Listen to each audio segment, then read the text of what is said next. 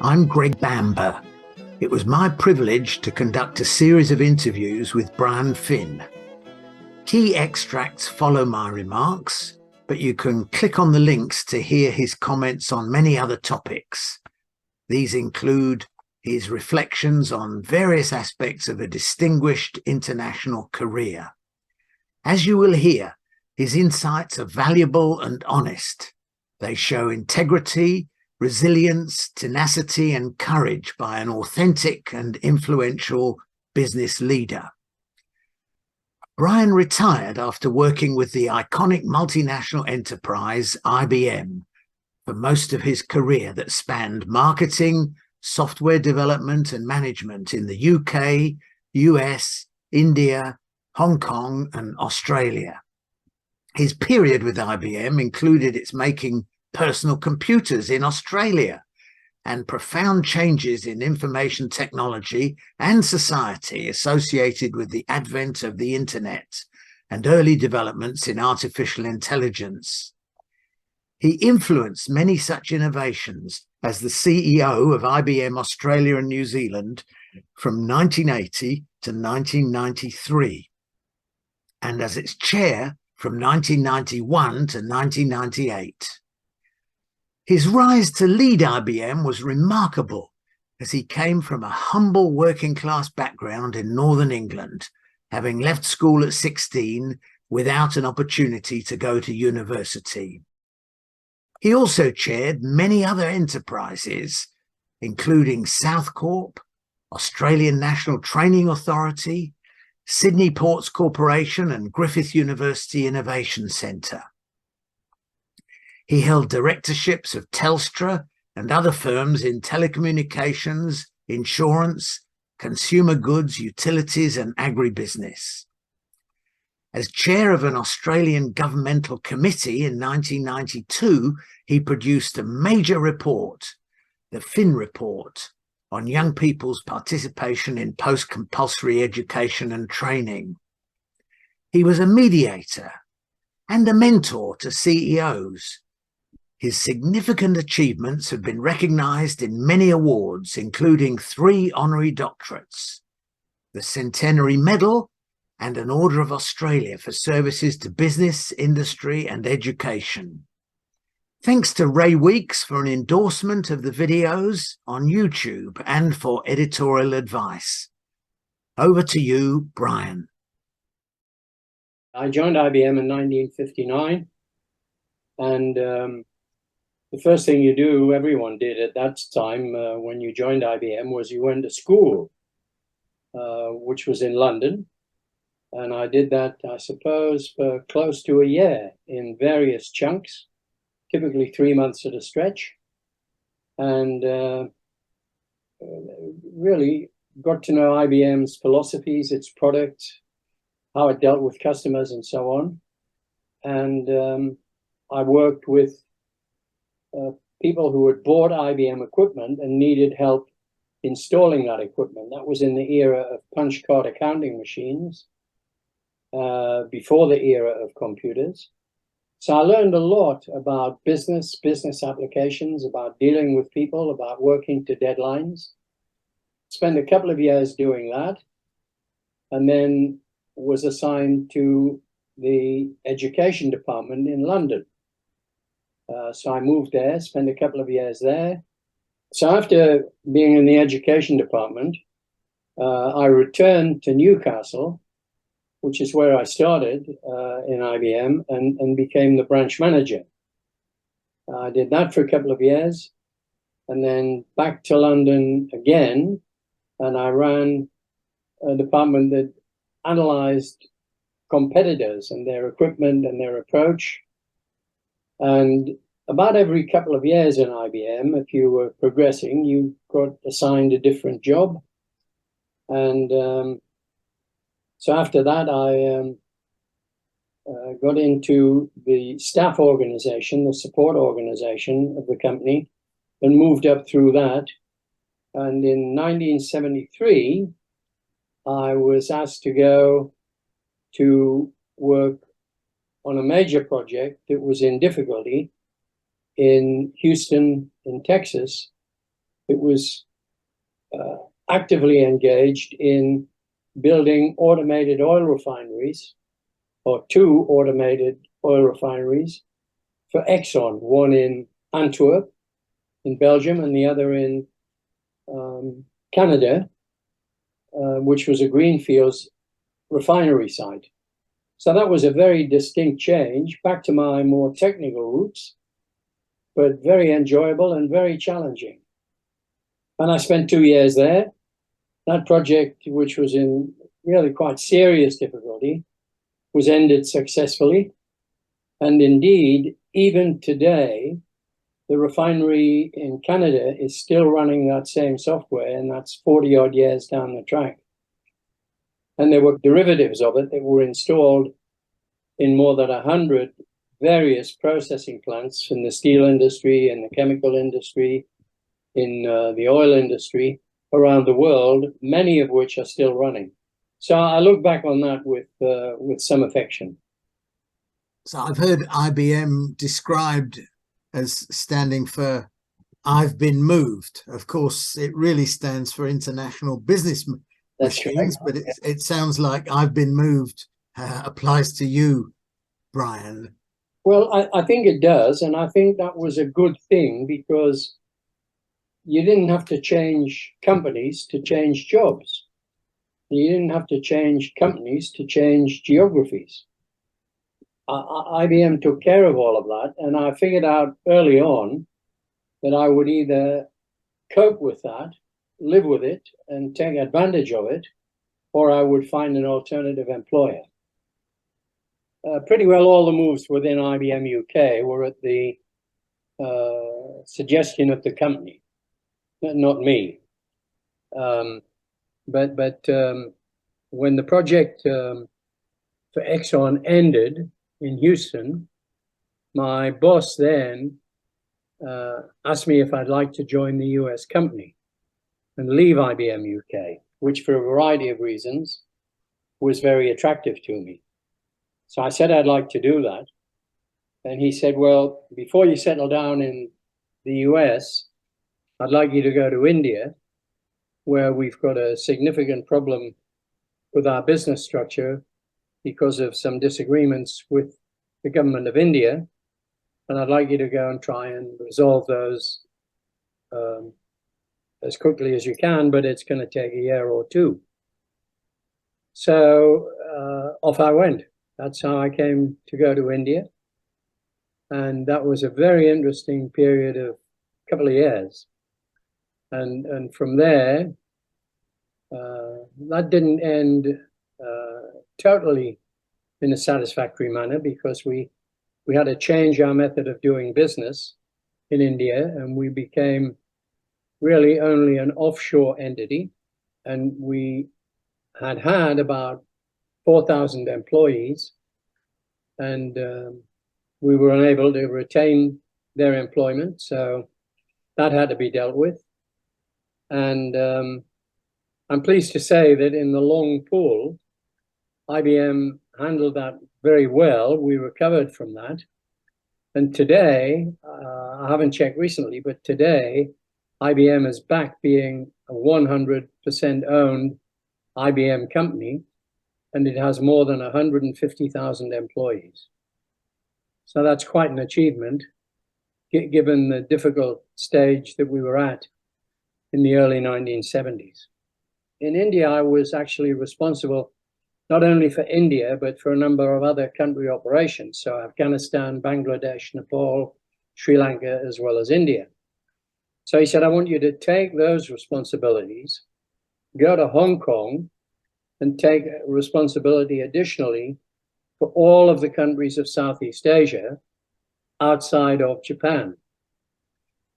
So that was it. Off we went. And we went to Hong Kong and had a great time. It's a lovely place, or was a great place to live at that point in time. That was in probably about 1978. And a very interesting period, dynamic growth, huge growth. China during my time there was just opening up, and IBM was one of the first entrants. IBM had been in China before Mao, and had always maintained distant but good relationships with the government of China. So there was a lot of IBM punch card accounting equipment there, and IBM was always keen to provide spare parts, and not at exorbitant prices either. So it was a very low-key but continuous relationship. And as China began to open up again, the company was approached by the Chinese government to go and have talks with them about re-establishing business in China. So that was an interesting time as well for that part of the world and in the IBM orbit. Well, again, my boss said to me, look, I know you're coming back to the US to work and live, but before you do that, I'd like you to go and take over responsibility for the IBM business in Australia and New Zealand. That was in 1980, so off we came. Mm-hmm. And partway through that, and I had the same boss throughout this period, by the way, but partway through that, and my family was growing up and getting older and had a mind of their own, or minds of their own, I called him up and said, Ralph, I have a request, and that is, we've been out of the US for so long, and my family really wants and needs to have some permanency. So I'd like to ask you if I can stay in Australia until you don't want me here anymore, and we'll deal with that when we come to it. But I'd like to get out of the 2 years here, 2 years there. He was very understanding and very, very capable man and a very nice man. And he said, sure, let's do that.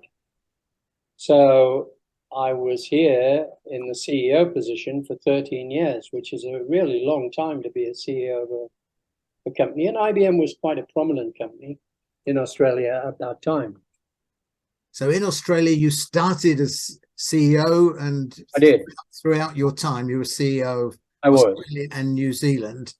And what were the particular challenges of being CEO of IBM in that period, the 80s and the early 90s? Fierce competition, mm-hmm. Especially from the Japanese, to a lesser extent from American companies. But the Japanese were intent on getting a foothold, and I don't mean to be disrespectful or derogatory, but they operate differently than US companies. US companies in general require that they make a profit, and that the profit is declared, and that the method of transfer pricing is uniform across the world. The Japanese, it seemed to me, were not intent on making a profit in Australia. They were more intent on establishing a bridgehead and a foothold, and they would arrange their transfer pricing so they took the profit at the front end as they moved equipment in, and the profitability of those companies as self-contained Australian entities was not at all important.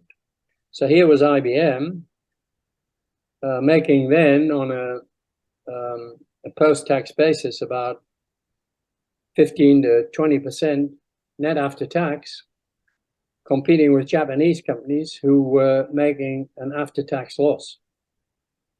So it was a very, very competitive environment. And of course, then the predominant Japanese competition was using what I would call copycat IBM equipment. So they used the same hardware configuration, and they used IBM's software to run their hardware. So it really was a very difficult and challenging period, but we did very well. We kept our market share, improved it from time to time, but didn't lose it. And you were making IBM PCs in Wangaratta then. Was that, to what extent was that an important product for you? And is that the sort of product you're talking about where Japanese competition was very intense. Well, the reason for Wangaratta, IBM had established a typewriter plant there many years before I got there. And typewriters were reaching the end of their technological life. Mm-hmm. So, you know, closing the plant at a time when we had, that was the Hawke government time, when they were trying to establish local industries by foreign companies, that would have been a very bad move. So I was able to have IBM agree that to replace the typewriter manufacturing, we would make IBM PCs in Wangaratta, which we did. And we were Australia's biggest exporter of manufactured goods and products for many, many years, as long as we were making PCs. And we shipped those PCs to all of the countries in Asia and to some other countries as well in Europe, but not too many, but mostly in Asia. So that was a significant achievement, really, to be able to have the company do that. And we were the only company that had the computer company that had any manufacturing presence in Australia. And when did that end? I seem to recall the plant had to be, or was closed some years ago. Was that in your period? It was after my time. I can't remember exactly the year it happened, but IBM actually sold the manufacturing plant to a jobbing manufacturing company who were going to use the plant to manufacture. They had a contract with IBM to continue the PCs, but they were also going to contract out other manufacturing, or contract in other manufacturing of similar products. But in the end, IBM actually sold the PC business to Lenovo, a Chinese company, and that arrangement with the jobbing manufacturing company faded away. I was really not involved, and I didn't follow exactly what had happened to it. And you mentioned this, your CEO period coincided with the Hawke and then the Keating Labour governments in Australia. Any federal government is very important to a company like IBM. About 50% of IBM's revenues came from governments of all types. So they were very important as customers. I had admiration for the Hawke government and the ministers within it, especially people like John Button and John Dawkins. I found them to be very straightforward to deal with, very businesslike, and basically nice people.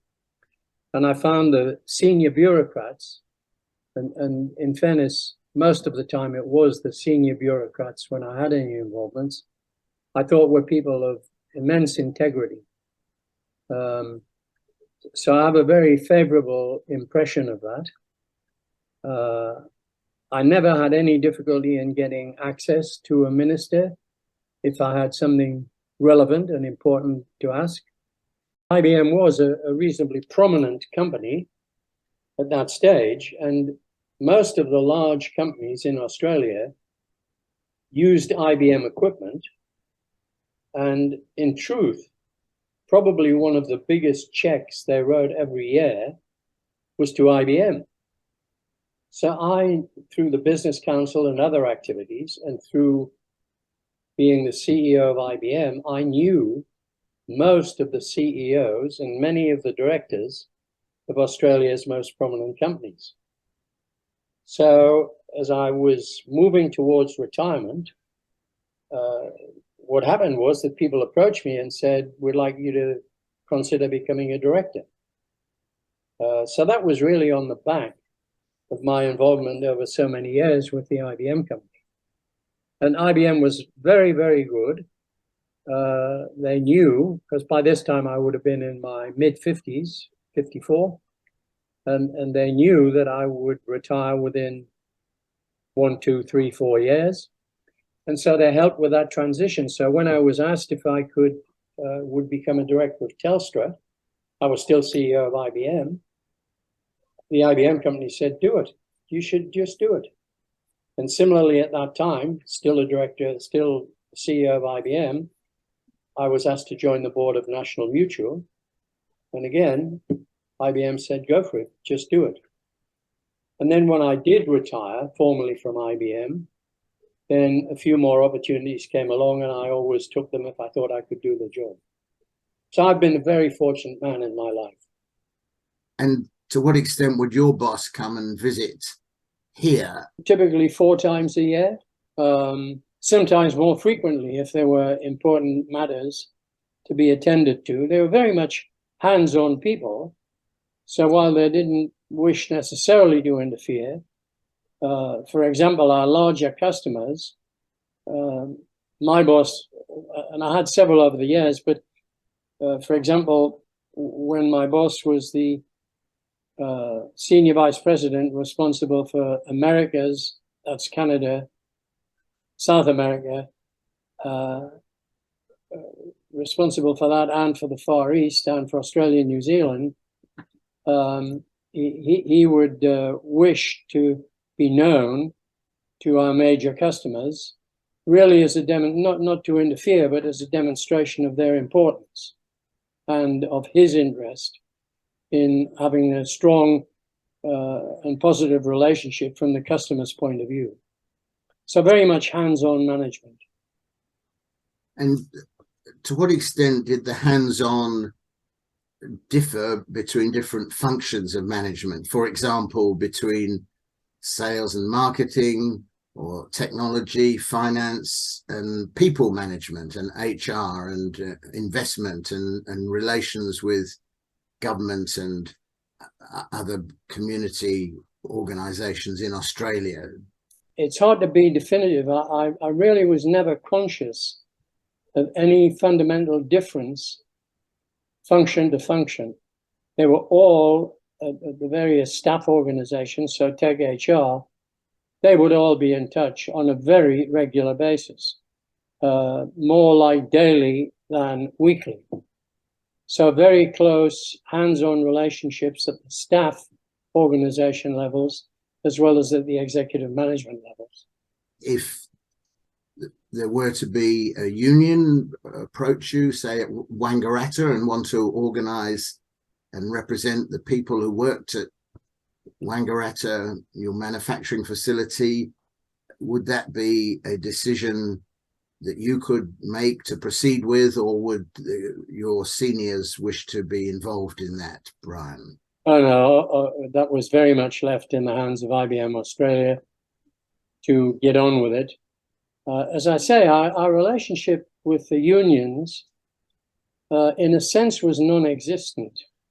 I think the unions recognized that we were good employers. We paid well above whatever was the going rate.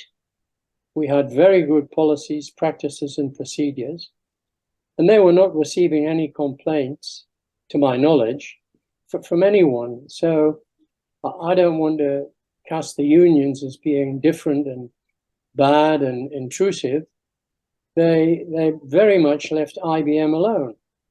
So the relationship was courteous, cordial, non-intrusive, and infrequent. I mean, the unions, to my recollection, might approach us once every 3 or 4 years, but not more often. I mean, frankly, IBM was, and I think still is, a very good employer in terms of terms and conditions of employment in all aspects. And unions are not after intruding in the affairs of a company like that. They're much more concerned with improving the lot of those who really are not well managed in the human relations sense. Sticking with Wangaratta, Brian, that the investment in Wangaratta to build it up as a manufacturer of PCs in Australia, and then the decisions to close it down, to what extent were those sorts of decisions being orchestrated by you and your colleagues in Australia, or shaped by your colleagues in the overseas elements of IBM at headquarters level? Well, perhaps the best example I can use is the move from being a typewriter manufacturing plant to being a manufacturing plant that handled PCs, essentially for the whole of Asia. That decision, the decision of where to locate manufacturing plants, was not a decision that would be made by IBM Australia. It was not. It was made by corporate manufacturing. It would be influenced by my boss, who would not only look at the manufacturing needs, but also at the implications on having a facility or not having a facility would have on IBM's business in the country.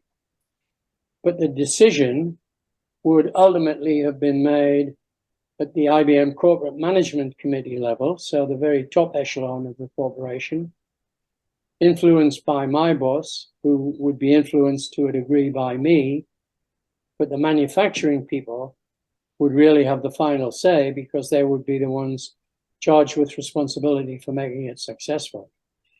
Now, as we moved away from typewriters, the dilemma was, well, what do we do? Do we close it down? And I think it's fair to say that putting a manufacturing plant in Australia when you're a US-based corporation, it's a big ask. And at the time, a fellow called Don Estridge was running the PC business for IBM. And Don, he was quite a unique person in that he made his own rules, and he brought IBM into the PC business from nowhere. Don came out to Australia and was very impressed by the whole operation. He spent a few days with us, and he knew that I had a real problem in transitioning away from the typewriter plant. So I remember him sitting in my office, which was then at the end of the Harbour Bridge in Kent Street, and he said, why don't we make Australia the sourcing plant for the whole of Asia for PCs?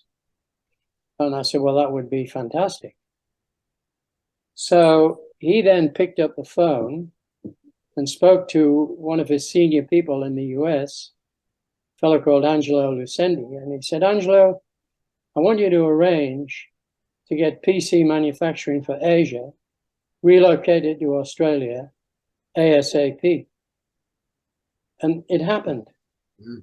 So, I mean, that in a sense demonstrates some of the strengths of the bureaucratic IBM that could become extremely not bureaucratic when the circumstances warranted it.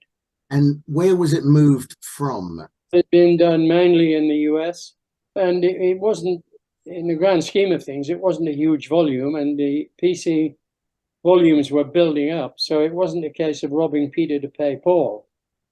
It was a growth opportunity, so relatively painless. And which year was that, Brian? It's probably 1982, 83. And to what extent did the Australian government get involved? Did the government provide incentives or support or investment in this to encourage the establishment of manufacturing in Australia? Because, as you say, it was a relatively unusual kind of decision, because in subsequent years, at least, nearly all manufacturing has been moved away from Australia to China and other so-called low wage cost countries, whereas Australia would have been seen even then as a relatively high wage cost location. Yeah, it was. In terms of incentives, there were none.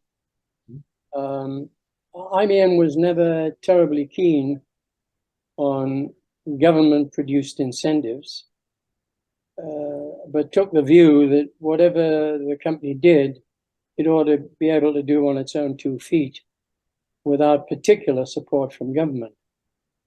However, the government of Australia had a rather coercive approach, and the regime was called offsets, where in order to do business with government, you had to be able to do things locally that were to your credit to offset against that which you were doing by selling to government and getting revenue from government. So it really was a rather coercive policy, and one that IBM and I personally thought was really not great. I mean, you can't coerce people into doing things that are unnatural. So it didn't survive in the long run. That was in part during the regime of during the reign of Barry Jones, and latterly John Button took over responsibility for that, and the whole offsets program softened. And so for many years, IBM was Australia's biggest exporter of manufactured goods and services, which many people overlooked or poo-pooed and said, "Oh, you must be subsidizing it," which we were not. I mean, it made a profit in its own right and was a very successful plant. To what extent, even though you didn't use those sorts of terms then, was your management team diverse or not diverse in relation to gender and ethnicity? Ethnicity would not really have been a consideration, other than the fact that Australia is a multicultural country, and therefore by definition, people throughout IBM came from a number of different backgrounds and cultures, and broadly representative. So we were probably a bit overrepresented by people who'd originated, or their ancestors had, from India. And I think that had to do with their education attainment levels. IBM recruited essentially from universities. We tried to get the best possible students to join us. And so that was a bit of a selective process. Now, at that time, more and more women were emerging from the universities, and our intake of women was increasing probably disproportionately, i.e. more women than that level of increase. So we had a lot of women in the company, many of whom achieved senior positions.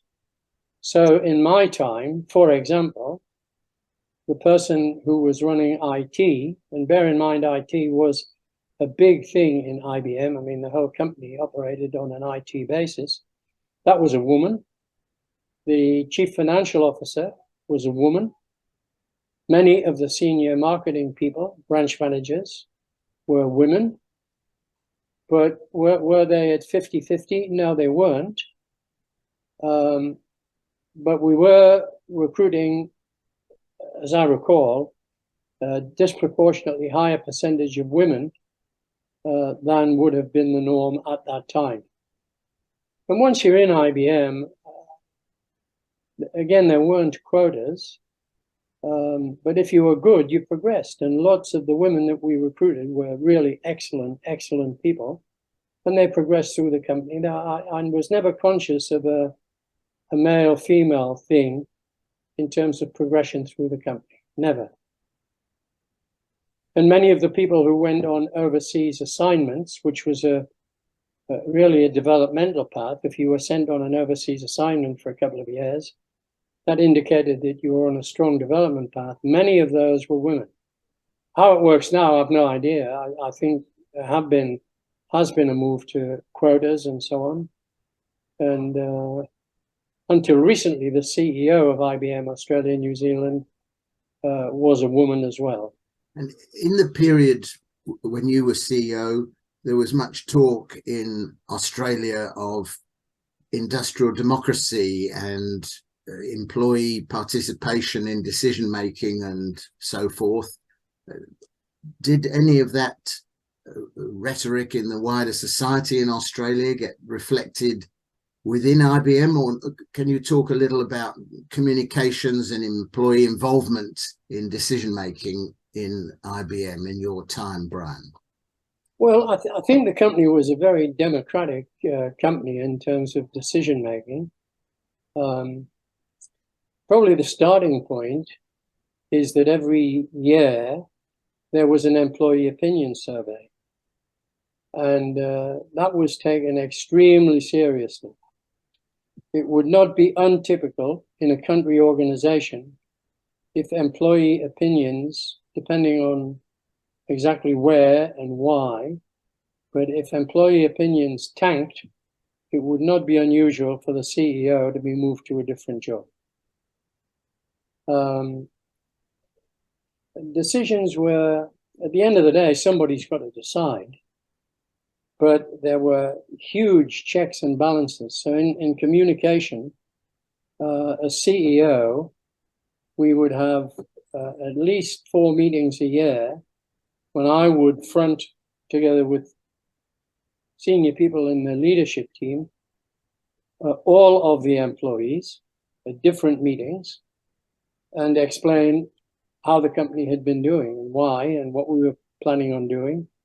The employee opinion survey, it wasn't just a case of taking the opinion, but there was a rigorous process for going back and saying, through a series of meetings, saying, this is what we heard in the employee opinion survey, and here's why we think we heard that. So you demonstrate the statistics. And in the individual meetings, you ask for people to tell you more about their concerns. You digest that, and then about a couple of months later, you go back and you say, here's what we thought we'd heard. Here's what you really told us we should have heard. And here's what we're going to do about it. And there was a level of accountability. Now, the participation rate in the employee opinion surveys was very high. It would be higher than 95% participation. So people don't participate in things where they don't think you take any notice. And this was every year. And the questions were quite pointed. I mean, one of the sections of the opinion survey was about management, top management, your immediate manager, your functional manager. And the questions were quite direct. What do you think, what kind of job do you think manager X is doing? And people told you. And if the results were bad, then that person would be moved. So it was it was an odd process for its time, but very, very important. Now, the one thing that I think is difficult in many companies, because I have seen opinion surveys in other companies where I was a director, is that people are reluctant to say to employees, here's what we heard. It's not very good, but we're not going to do anything about it. And the reason we're not going to do anything about it is because. And because might be because we think you have not really understood what our policy position is. I mean, you go through a structured way of trying to realign that. Or the solution, we think, looks like this, and it's unaffordable on an immediate timescale for the following reasons, but we will implement it on a different timescale. So you have to be accountable, but you mustn't be afraid of telling people, yeah, look, there is a problem, and for whatever reason, and here's the reason, we won't attend to it immediately. I think you have to be able to do that. And people, my experience was, people accept that. They think, well, that's fair. That's okay. And when you say manager X would then be moved if there's an unfavorable view, does that mean moved within IBM, or would you, if necessary, move that person out of IBM altogether? No, not. It would be extremely unusual out. And if it was out, it would not be for that reason alone, that there would be some kind of detailed investigation if there'd been some misdemeanor. But they would be moved, typically, it didn't happen that often, by the way, but they would be moved typically to an area where they had less responsibility for managing people and more responsibility for managing things. Brian, you've had a wealth of experience working in a range of countries. You've mentioned Australia and New Zealand, of course, and the UK, but also the USA, India, Hong Kong. I wonder if you have any reflections on your experiences of being an expat, roaming the world, working in different places, in terms of how things are done differently and so forth. Well, they've all been very happy experiences, Greg. I'm fortunate that in every case, I had the support of the IBM company. And so I was part of a big family, albeit a work family, called the IBM Corporation. And my colleagues were always very welcoming and very hospitable. So settling in was always relatively easy. And the experiences were really terrific, absolutely enjoyable in every case, although different in every case, but very nice and positive experiences. What about how business is done in the different contexts in which you have worked? To what extent did you have to adapt your way of doing business? Hardly at all. Again, it was under the umbrella of the IBM Corporation, and our customers in general were comfortable with that, happy with it, and knew how it all worked. But I did find that in general, business was conducted in pretty much the same way wherever I had been. Hong Kong, I thought, was very interesting. A handshake was really all that you needed, although, of course, there were contractual arrangements, but it was a very free and easygoing arrangement in doing deals, and you could depend upon the word of people. So the need for extensive contracts didn't seem to be all that great, particularly in Hong Kong. What about notions of being green? I really don't have any direct experience on a business basis. I am somewhat surprised at the way the business community in general is responding. I'm surprised that business seems to react in a public way on matters that I think are social in nature and really have only a very indirect bearing on the activities of individual companies. And it surprises me that the level of commentary on matters of that type, but the absence of commentary on matters that are directly affecting business, such as government policies and so on. And how has capitalism developed in your years of being a captain of industry? I'm not sure that I think I can discern any change at all. The focus on companies being profitable hasn't changed.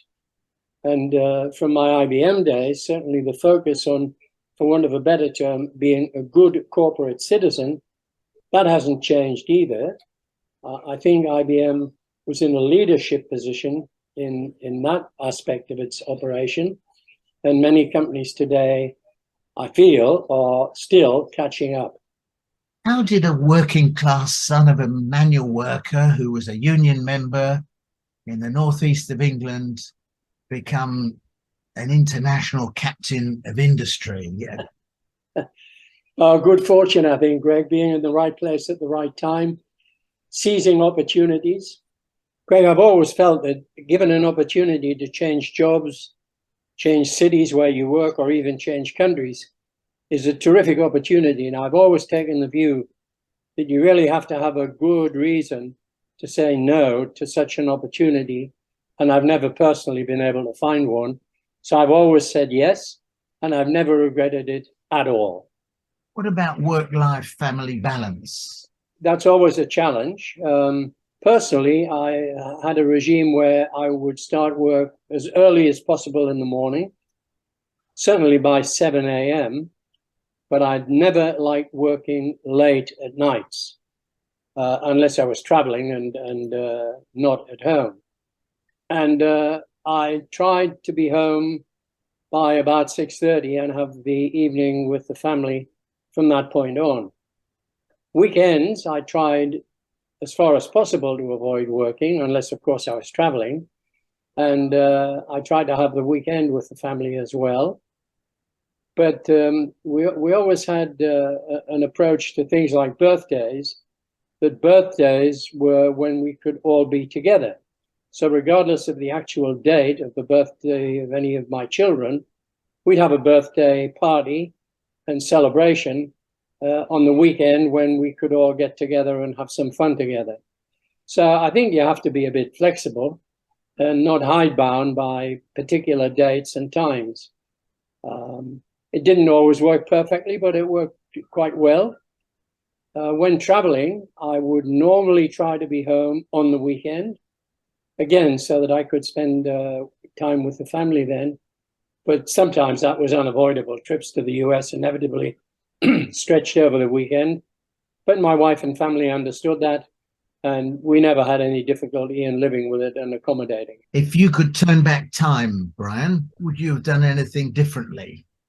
Oh, I'm not a person who looks back and says, oh, I wish I'd done this, I wish I'd done that.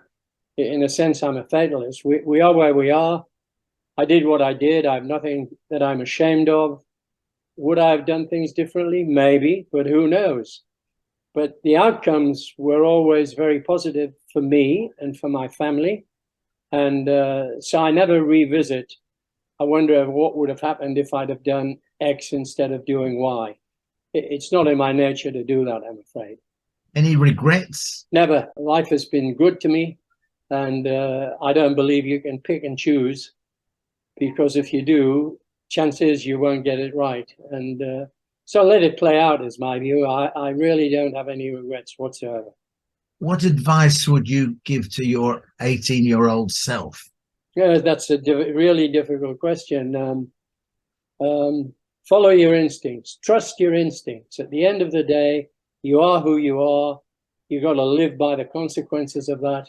So do what you think is right and never do the wrong thing, knowing it's the wrong thing, simply because you think it might have a more advantageous outcome. Don't ever do that.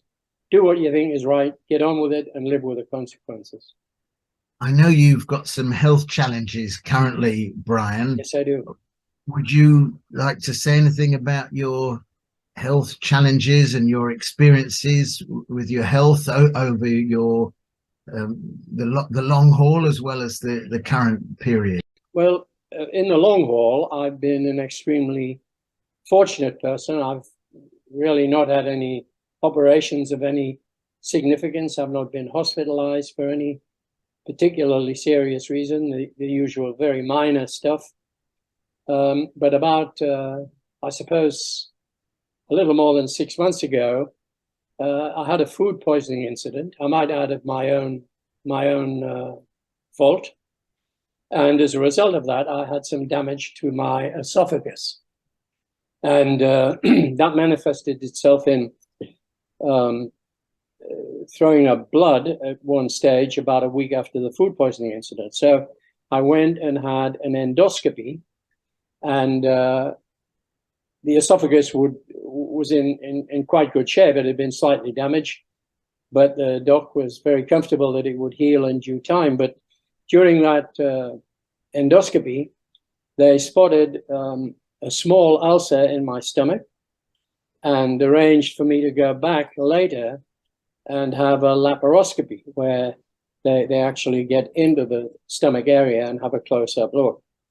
When that happened, nothing to do with the food poisoning, by the way, it turned out that I had extensive stomach cancer. Unfortunately, there is no cure. It's not operable. And while chemotherapy intravenously is not at all advisable, because it's too potentially debilitating. Treatment by tablet was a possibility, but it wouldn't cure anything. And there was also a probability that it would, again, have a debilitating effect. So given that it wouldn't cure anything, after consultation with the surgeon, with the oncologist, and with my own doctor, the conclusion I reached was that I wouldn't have any treatment. And so I'm not having any treatment. I'm not really sure what the when the end result will manifest itself, but so far I'm in reasonable shape. I still can get around. I go out 3 or 4 times a week with friends and have a meal, although my appetite is really very, very poor. But never mind, I enjoy the social aspects of that, and I do enjoy a drink. So, and my doctor encourages me to have one, so that's pretty unusual. So I'm okay with it. My family are all on board. They all understand. They're very supportive, and I have very many good friends and neighbors who care for me and look after me, look out for me, I should say. And the one thing I would say is that the medical attention and professionalism that I've experienced has been absolutely outstanding. It's been wonderful. And I couldn't praise too highly the professionals who've treated me and worked with me over this period. So look, we are where we are. I'm not uncomfortable about it. I figured out a long time ago I wasn't immortal. And I guess now I know I'm not. So I just get on with it. Sorry to hear about the diagnosis, but glad to hear you've been getting good attention. Absolutely. Yeah, terrific. Yeah. Thanks for sharing that. Let's turn to some more general questions about leadership, for example. How would you characterize your personal approach to leadership?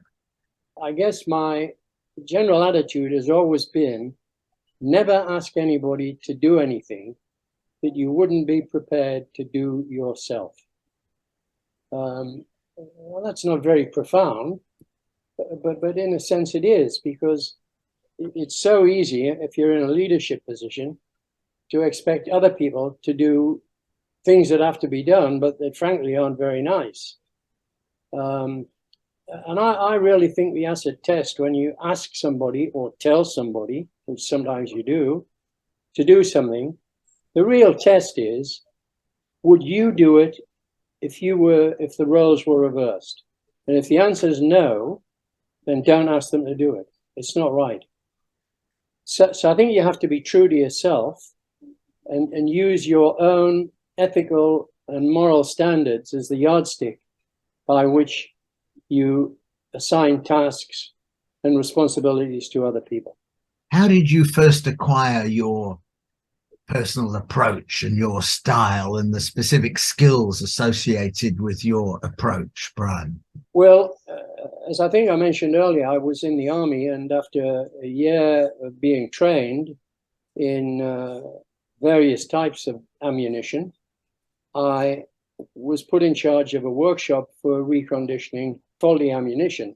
And there were many civilians and many army people who were in that workshop. All of them are pretty well a lot older than me. And I learned very quickly that authority isn't the 2 stripes on your arm. It's how you conduct yourself and how people view you and the attitudes you display. So I really tried very hard to take a leadership position by, again, not asking people to do things that I couldn't or wouldn't do myself. And I think that was an important learning process for me. I was only 20 years old at the time, and it was a fantastic opportunity to learn how to manage people, how to work with people, and how to cause them to feel inspired to do things that were probably a bit mundane and probably not very exciting. But at the end of the day, they had to be done, and they should be done professionally. And with some feeling of accomplishment. So those were very formative years for me in my early 20s. And it went on from there. I had lots of opportunity in IBM, a great deal of opportunity. Nobody pushed me around. People didn't look over your shoulder, but you got on, you got the job done, and hopefully you did it in a highly professional and proficient manner. And that again was a self-learning process. And was there anything else that you learned in terms of a management or leadership style? Well, in my IBM days, the people who were my managers, and there were many of them over the years, I didn't have one that I didn't have admiration for. They were all extremely competent people in different ways, and I learned from them. And the one thing that always came through was that some were tougher, harsher than others, but they all had a human touch and a human side to them, and they valued and nurtured the human relations aspect of being an employee, being a subordinate. And I found that extremely inspiring as a relatively young man. Are there any other aspects of your personal approach that have stood the test of time? I have always felt that I'm not the smartest guy in the room. I'm not omnipotent. I do need help on many aspects of the job I was given to do. And I've never been shy to take help from competent people and to seek help when I knew I needed it, which was most of the time, by the way. So I think being prepared to look for help, to accept positive suggestions and supportive suggestions is an important aspect of leadership. Leadership is not all about telling people what to do or always knowing exactly the course of action to follow. It's about sharing responsibility.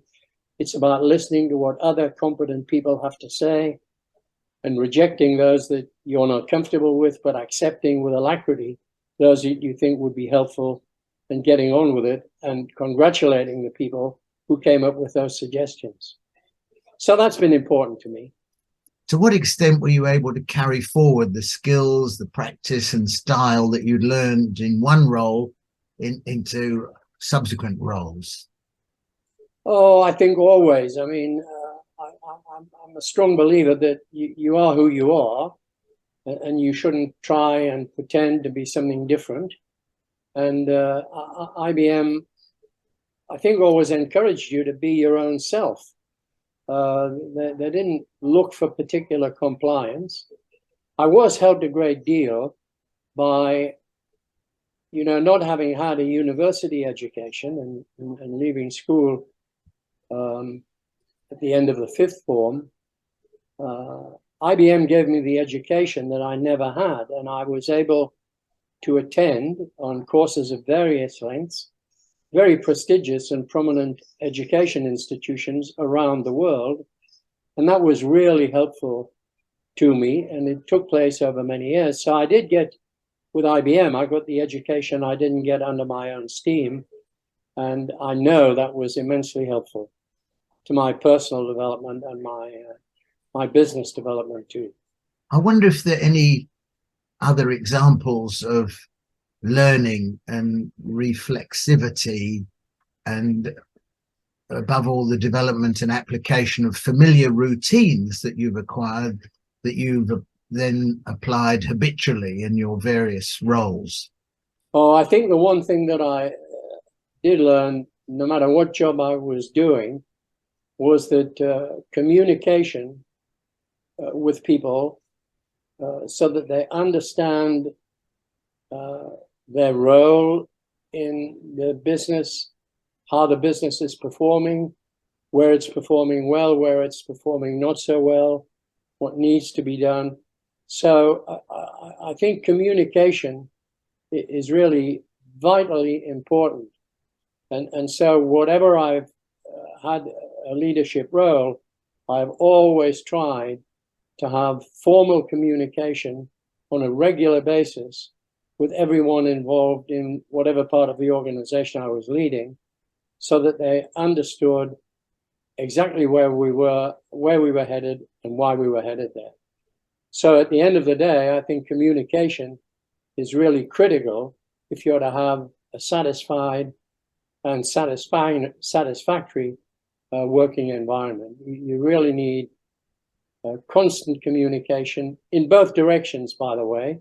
It's not just the overview of somebody looking down, it's the underview of somebody at the bottom of the organization looking up and understanding their perspective and trying to reflect on the validity of that and how to change it into a more positive one where there is a need for change.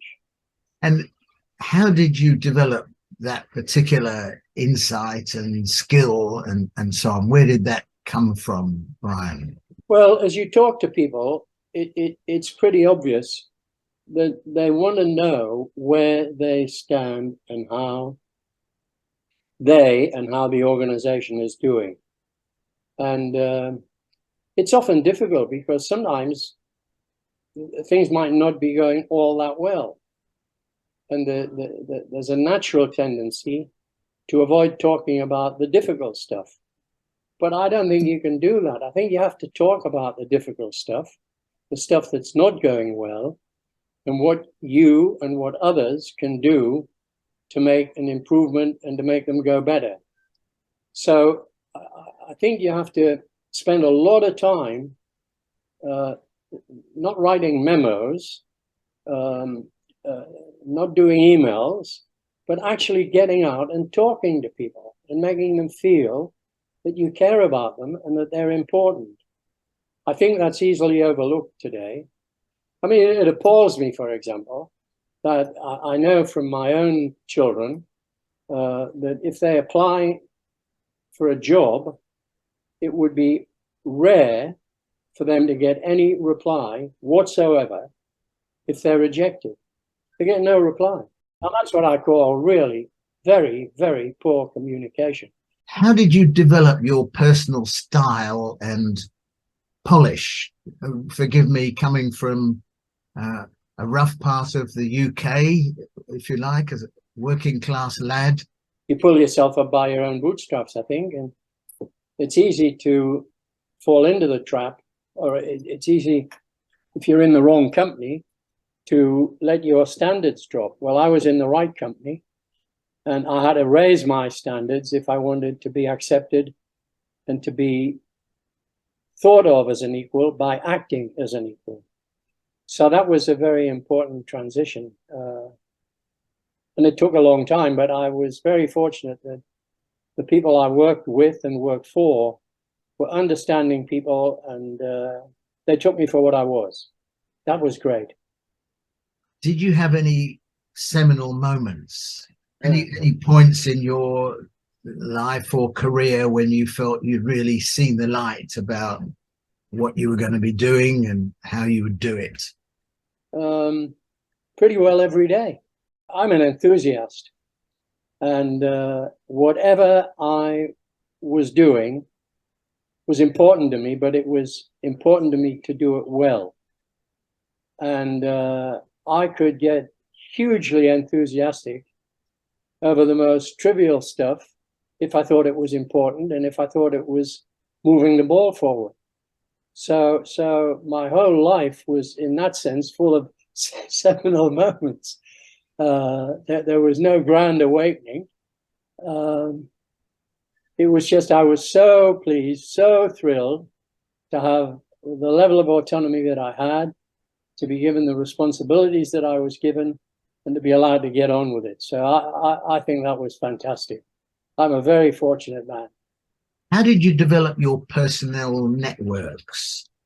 Some people do it through playing golf or another sport, or belonging to clubs, or were there any particular secrets of your success in that regard? Well, look, I've always tried to keep in touch with people. I'll give you a couple of examples. I left Hong Kong in right at the end of 1980. At that time, the company very kindly provided me with a company car and a driver who was Chinese. And his name is Simon. And Simon and I still correspond every Chinese New Year, every Christmas, every birthday. He was a very young man at that stage. He has a grown-up family, he has grandchildren, but we still correspond. Now, I suppose I was the boss and Simon was the driver, but he was a really, really nice fellow, and we embraced him as part of my family. And so keeping in touch with Simon over all these years has been extremely important. When I was running the CEO Institute group in Brisbane, which I stopped doing, that must be more than 10 years ago, 6 or 8 of us, and there would only have been about a dozen in the group, still get together once a quarter and have lunch. We don't socialize in the sense of going on holiday together. We don't do that, but we keep in touch. And I think, and today's communications are so fantastic. I mean, what does it take to shoot an email or send a text or get on to FaceTime and just have a quick chat? So it's really important to me that if you form an affiliation or an affection with someone, that you go out of your way to keep in touch, because it doesn't cost very much in terms of time. It certainly doesn't cost anything in terms of financial costs, but it really doesn't take a lot of time to keep in touch with people. So I think that's extremely important, is just keeping in touch. How did you navigate your transitions between different roles and different companies and so on? Within IBM, it's easy because you are who you are and you're part of the same organization. People accept you for who you are and what you are. And everyone tries to make you settle in. But in terms of joining other organizations, I've always just tried to adopt the approach that I am who I am, and we'll figure one another out. Let's just work together and see what evolves. I've never, a couple of occasions, things have not been great at a personal relationship level, but that would be a couple of things, a couple of relationships out of many hundreds. And I don't think there's anything unusual about that. And they weren't acrimonious. They just weren't as good as I would have liked them to have been. But I think if people are prepared to be genuine and honest and open, I really haven't met many difficult people over the years. People are very nice and accommodating and forthright. And I think it's just a question of getting on with it. Be who you are, get on with it, and don't try to pretend you're somebody that you're not. And how do you think the establishment has changed in your observation over the years? I have to choose my words a little carefully.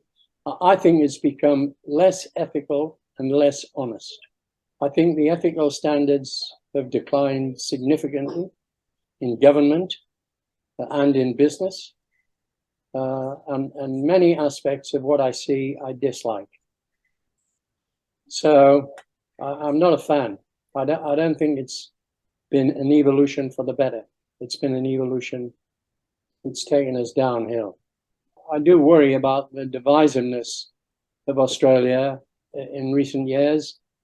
If I look at the media in particular, you're either on the right side or you're on the wrong side. And if you're on the wrong side, you are by definition a bad person. I don't think that's right. I mean, I have respect for people who have a different viewpoint than mine, but I would like them to respect my viewpoint as well. And I think that's gone out of the window in Australia. I don't think it happens. I think you're either on the side of the righteous or you're a bad person. And that's not good. So I think ethical standards have declined, and I don't think that's a good thing. And I think it's in business as well as in government. You've alluded to your personal values. Yep. How have these changed over time? I don't think I've changed a hell of a lot in terms of my outlook and attitude. When you have a happy marriage, which I certainly had, and when you bring up a family, I think you have to be consistent in both sets of relationships.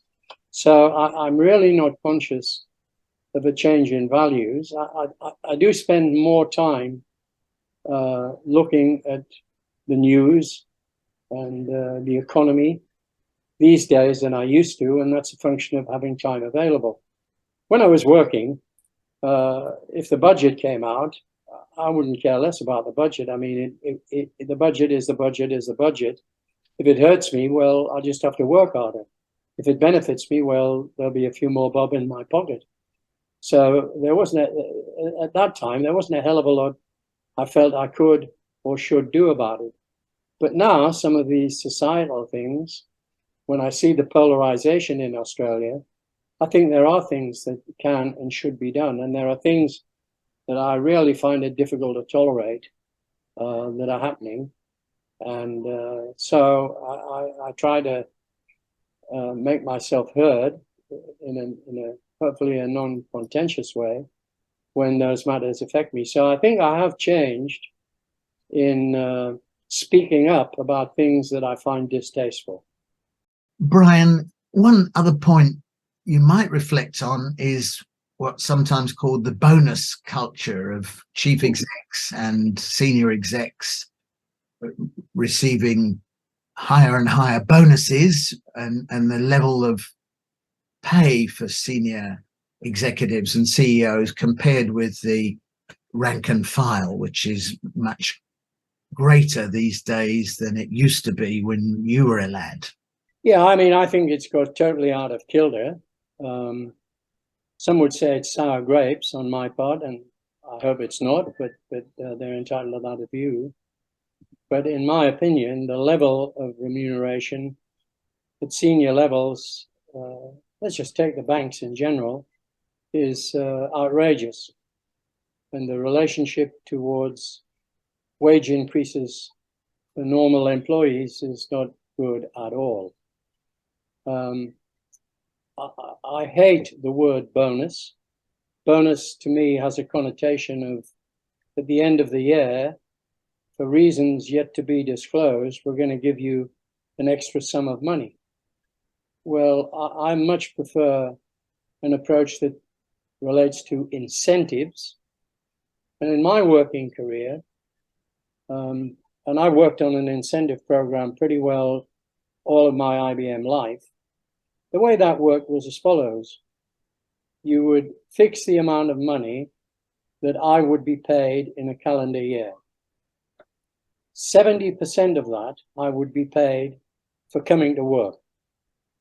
30% of it would be dependent upon performance against discernible, measurable objectives. And one of the important factors is to be able to know day by day, week by week, month by month, how you are progressing against those targets and what you are likely to be paid for the incentive portion. If you overachieved, you would be over-rewarded. 30% could become 40%, could become 60%. If you underachieved, you would be rewarded at a lower level. 30% might become 10%. It might become nothing. And I think that's a much, much more sensible, reasonable approach. It's not a bonus. It's an incentive plan. It's an incentive scheme. And if you don't perform, you don't earn to the level that it was originally intended you should be paid.